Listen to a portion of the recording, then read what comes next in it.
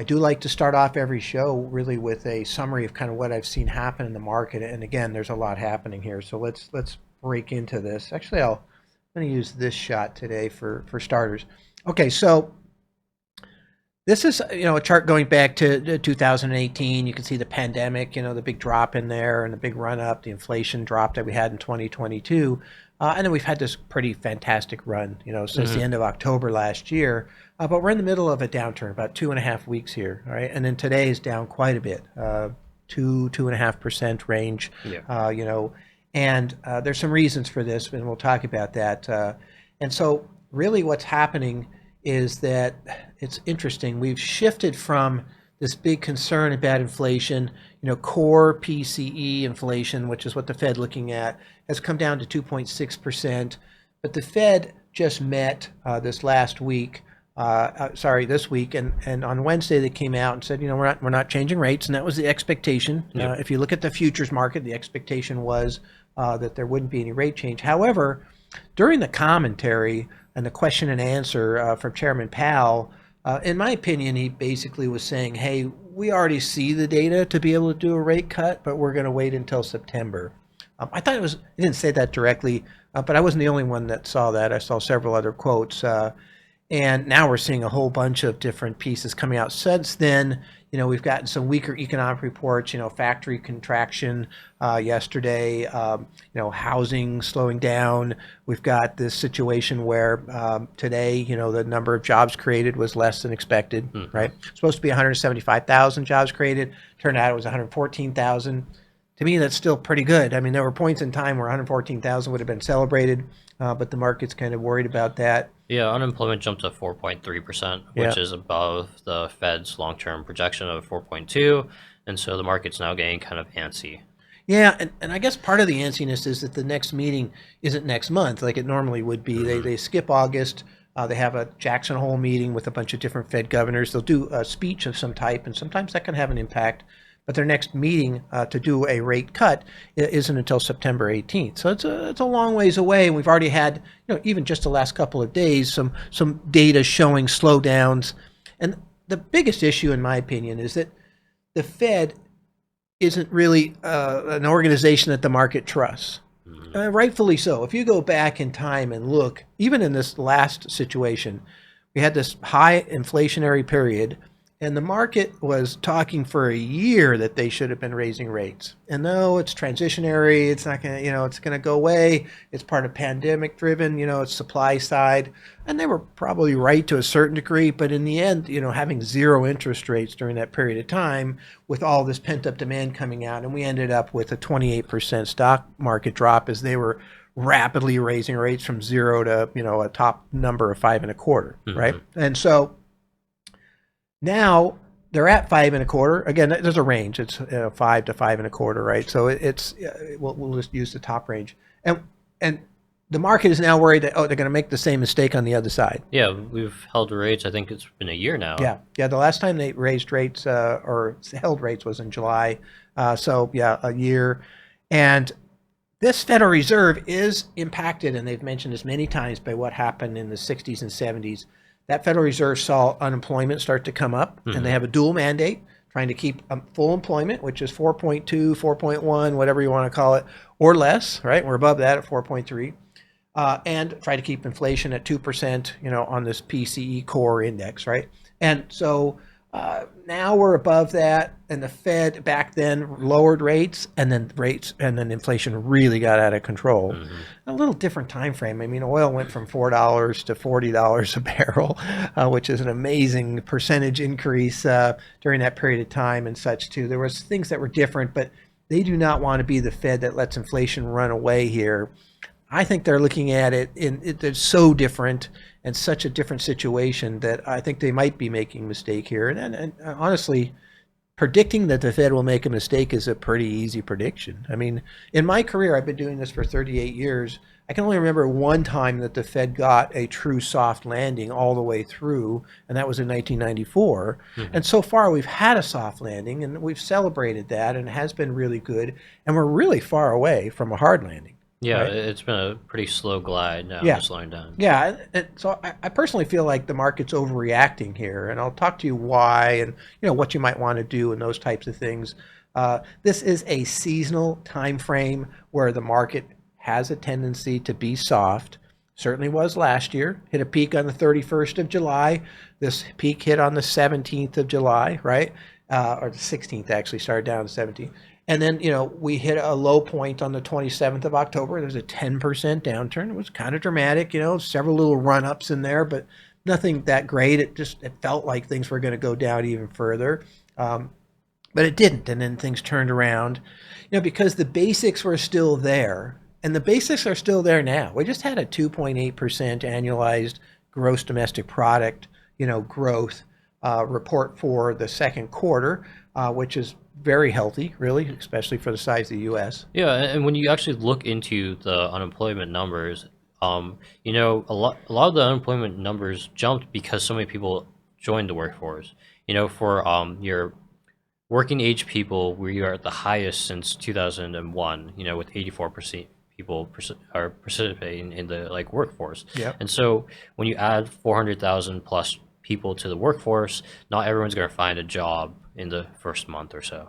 Yeah, and so I think that was a big problem coming out of the pandemic was workforce participation. A lot of people just weren't coming back to work for whatever reason, and now we're starting to see that rectify itself. You need to have those people in the workforce to kind of combat inflation because the biggest area of inflation has been mostly on the service side, right? Which it takes people for the most part to work, and so again, I think this market is kind of overreacting to this. And so let's just talk about, first of all, every downturn is potentially the beginning of a big downturn. That's a fact, right?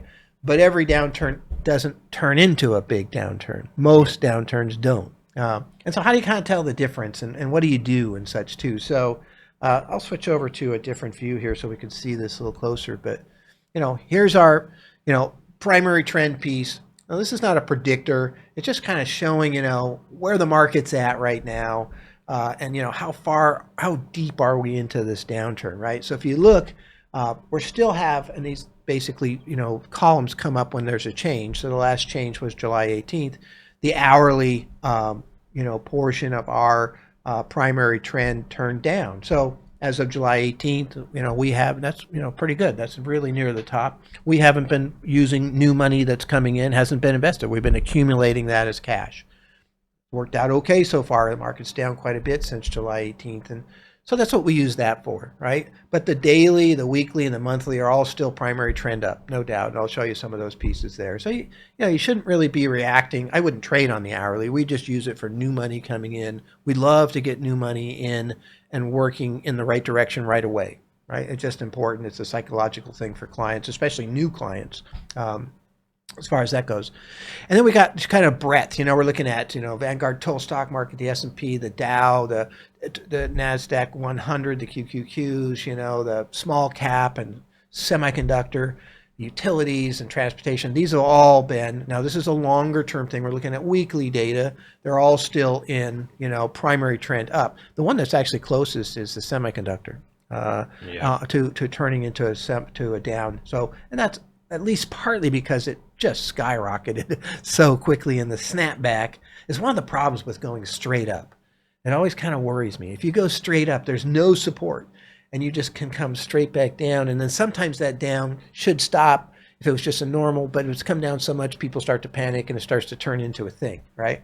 Even though I think it's one of the most amazing areas of the market, especially with the number of sales coming out. AMD came out with their report. It was very good. Yeah. I bet you NVIDIA does well. They just keep beating the expectations. So, we'll see how that plays out. But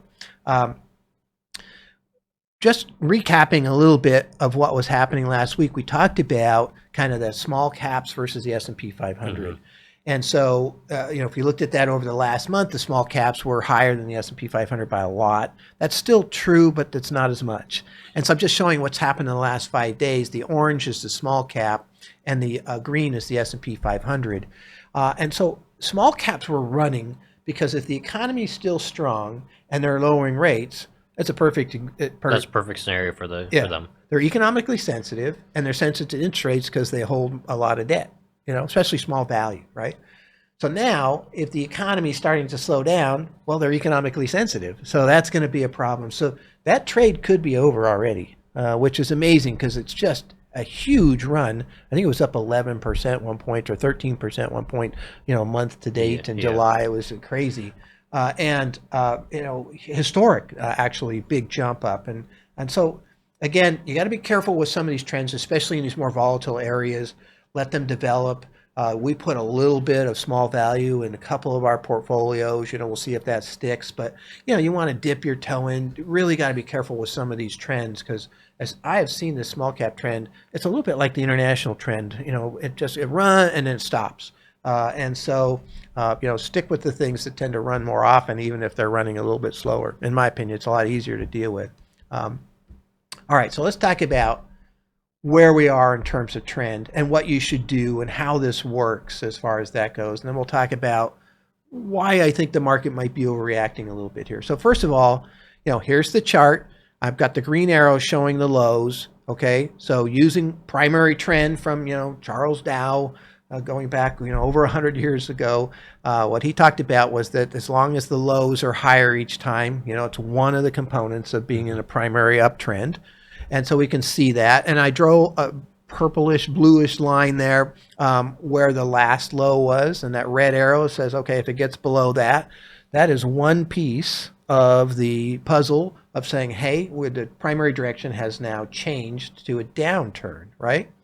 We are this is fairly up to date. This is really a few minutes ago. We're quite a ways away from that point. Yeah. Matter of fact, it's from that peak point to that, it was 12% drop just to get down to that, last low, which was 49.67. All right. So we got some room here, right? Just like we did last year. If you look at that big downturn last year, we had a lot of room, right? Mm-hmm. So part of the reason we had such a big downturn last year is we had a huge run up from that last low, which was actually in May through the end of July. And that was after the NVIDIA first blowout earnings, right? Mm-hmm. And so sometimes you get these big run-ups. You're going to get a bigger downturn before it finds its bottom and comes up. But it never created a new low. We stayed in, and then boom, the market just took off. So you got to look for that again because that's probably the most probable scenario. Always assume that you are in a certain spot based on the current data. So the current data says right now we're still in a primary uptrend. So you're still in a primary uptrend. So don't get too crazy about doing a lot of different things as far as that goes, right? And so, all right, so that's number one. Number two, and again, I'm using very simplified things here so everybody can kind of understand this more. The yellow line is the 50-day moving average, and the blue line is the 200-day moving average. So when the yellow line is above the blue line, we are in a primary uptrend, right? We're moving upward. That's really far away, right? It'll take a while for that to develop. So when you're in a primary uptrend, you basically want to stay in the market for the most part and use kind of a, let me show you kind of what we do, all right? This is called a heat map. And so this is, in our ETF universe, we have 181 ETFs in our universe. And so once a quarter, we go back and we back test this universe.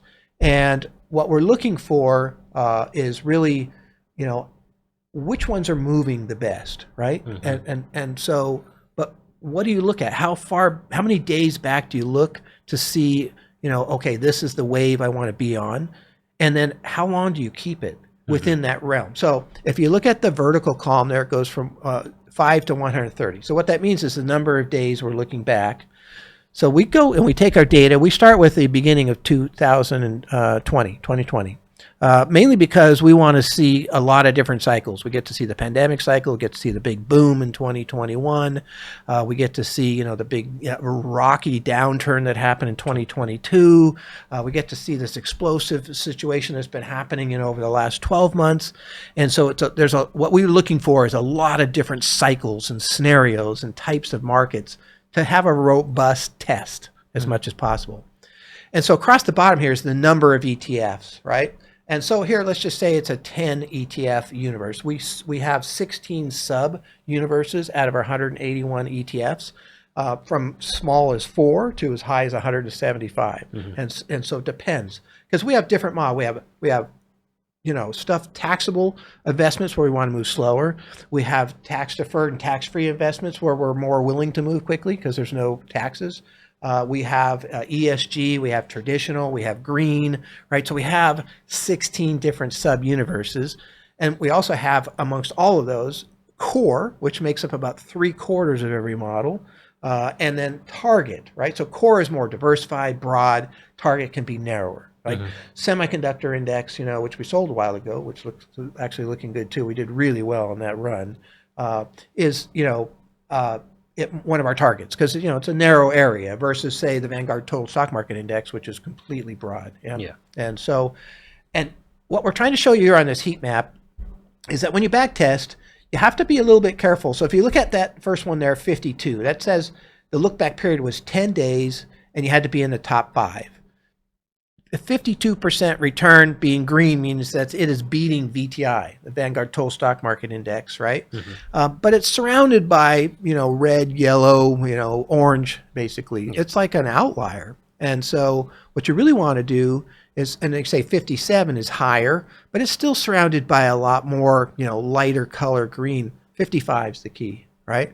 So you want, in this particular case, you want to look back 55 days. So you're comparing all of the pieces in that universe for the return for the last 55 days. No, sorry, what is that? I'm looking across there. 65 days, 55%. And then, it has to be in the top 7. So once it falls out of the top 7, you're moving back to whatever's at the top, right? Yep. So here's the reason that works so well. Within that universe, you can have all kinds of different things. So for example, within our target universe, which is very large, right now, we just moved today into some more utilities and some more real estate, right? Because those are doing better and moved up, and a couple of our other pieces fell below the cut line, right? Specifically, mega and large cap growth, right? Which, everybody knows that's struggling right now. And we moved into pieces. Now, these are small, targets are 4 to 6%, across the board. And we're making small adjustments as far as that goes. And we've actually had utilities in our portfolio for quite some time now. Utility is a weird combination. It's actually become an artificial intelligence play that really revolved around all the earnings reports and the CEOs coming out and gushing about the demand increase, specifically from data centers. Yeah, basically, there's been sayings the internet's running out of power. Right. And so that's a good thing for utility because they sell power, right? I mean, so they've got that. Plus, they can be seen as a safe haven. So when the markets fall, like today they fell, but not nearly as much as the S&P 500 because they're a defensive play. Everybody still needs utility, even recessions. They pay fairly good dividends, which is good, those types of things. So they're often a defensive play. Real estate can kind of be the same thing. It's a different asset class. It's out of the stock and bond markets and such too.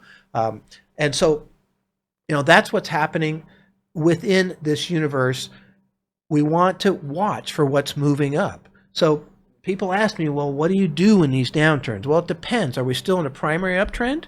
We're going to use our universe. We're going to use our heat maps. We're going to let the universe of ETFs kind of tell us what to do. Yeah, we'll let the market kind of decide, what's rising up to the top. Right. We want to capture those waves. Do they last a long time?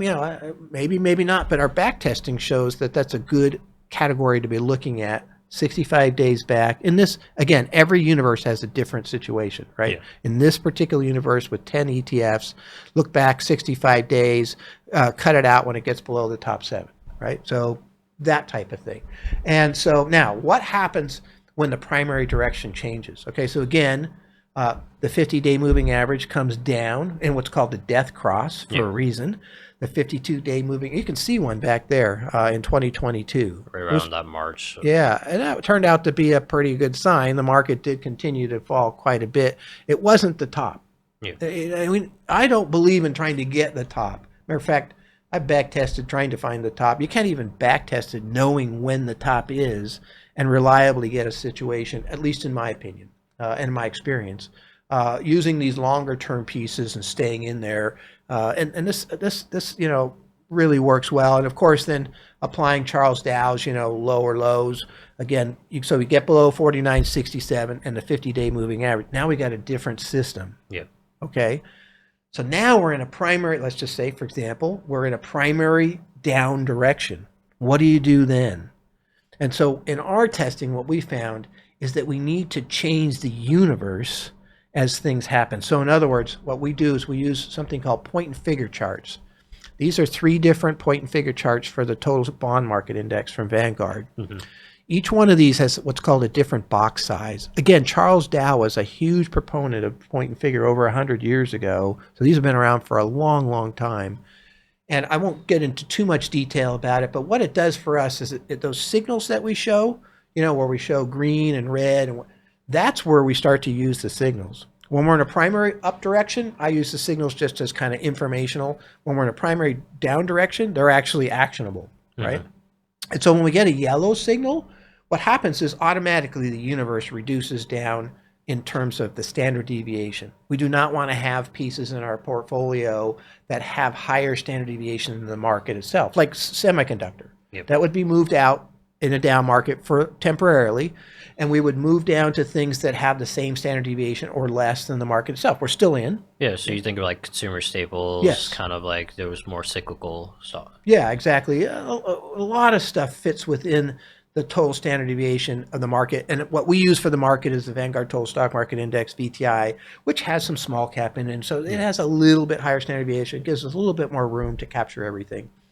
When we get a red signal, that's when we move into T-bills, right? And so that when we're in a down market, it's a different situation, right? When we're in an up market, you have to stay in. Maybe you get more conservative because the ETF universe is floating upward, with those more conservative pieces, like what happened for us today with utilities and real estate. And, what happened, we moved out of SOX, a week or 2 ago, right? That type of thing. So, those rotational pieces, I don't know. I really like that concept altogether. It works quite well as far as that goes. So anyway, that's what you do, in my opinion, in these types of markets. Bifurcate your trading strategies depending on whether you're in an up market or down market. Because in an up market, you want to ride that.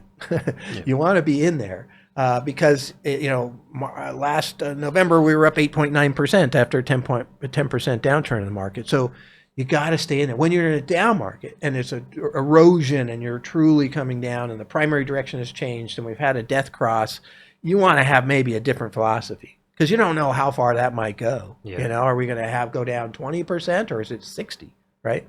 So that you kind of want to be more careful as far as that goes. So anyway, that's strategically, how we handle it. And this has been, 38 years of experience, actually more. I started when I was 12, so I'm 48 years of experience, I guess, but professionally 38 years ago. And so, that's the process. So here's the next thing I want to talk about. It's just where I kind of think the market might be getting a little bit carried away with some of these numbers. So this chart here, I know it's a little hard to see. This is the unemployment rate from 1995 to 2000. Okay, this is the greatest run, 5-year run in the history of the stock market. This is the dot-com bubble. It's been, used as an example for what might be happening now with the artificial intelligence, right? It's a big change. It's an exciting development. We'll see if it truly plays out, right?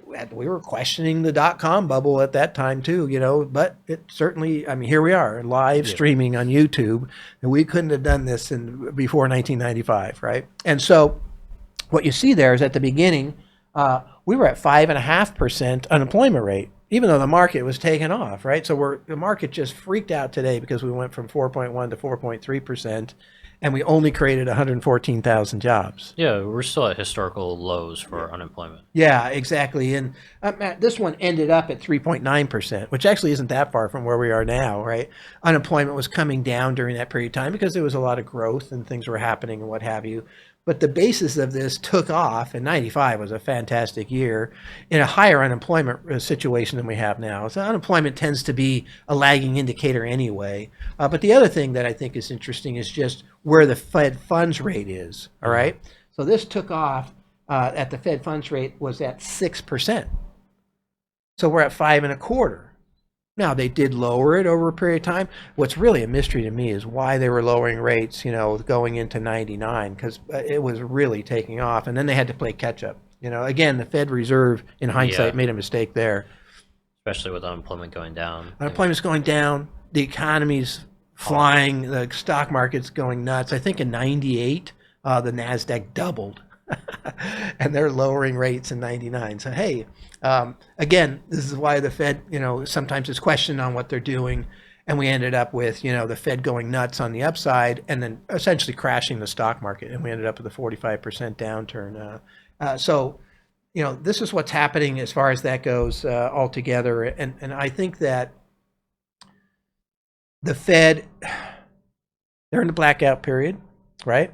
When they get out of the blackout period, don't be surprised if you start to see them saying nice things about the economy and the stock market, and trying to maybe soften up the blow for maybe making a mistake and not lowering rates this week, right? The bet for a half a point cut has skyrocketed in September. I saw a stat that it was at about 29% a week ago, and now it's at 70% today. Yeah, so the blackout period ended, I guess, yesterday. Ended yesterday. Okay, so Monday, start to expect some interviews with Fed governors. Let's see what they say. They're likely going to say the economy is a lot stronger than people are giving credit for. Yeah, well, we just had a 2.8%, gross domestic product for the second quarter. That's a pretty good number. And so, we'll have to see how this plays out. But then expect probably the Fed in their Jackson Hole meeting, conference to be fairly positive there also. And right now the market's expecting a 0.5%, rate cut. I said yesterday the problem that the Fed's going to have is that this is already political, right? There's been articles claiming that maybe the Fed is trying to make Trump win by not cutting rates already. And then there's other articles talking about how the Republican Party is saying, boy, they better not be cutting rates before the election. Now, interview after interview after interview with Fed governors has said the same thing, that politics does not enter the room when they're talking about rate increases or rate cuts. Pretty convincingly, actually. However, we're all humans, and there's a pressure standpoint that's going on. I do think it'll be harder for them to do a 0.5 point in September before a presidential election, even if they say it isn't. So, we'll see how that plays out. And it would have been easier, honestly, if they'd have done a 0.25 point and then another 0.25 point, to July and then September. I think the crisis, the previous inflation crisis, how it rebounded is still weighing on them. Yeah, they rather see unemployment go to 4.5 or much higher than risk inflation coming back. Yeah, they actually had at the very beginning of this a 4.4%, expected target that it would get to before inflation could come back down. So far, maybe they've been right, and so I agree with you. Actually, I do think. I guess in another way, they probably would rather have a recession than have inflation get out of control.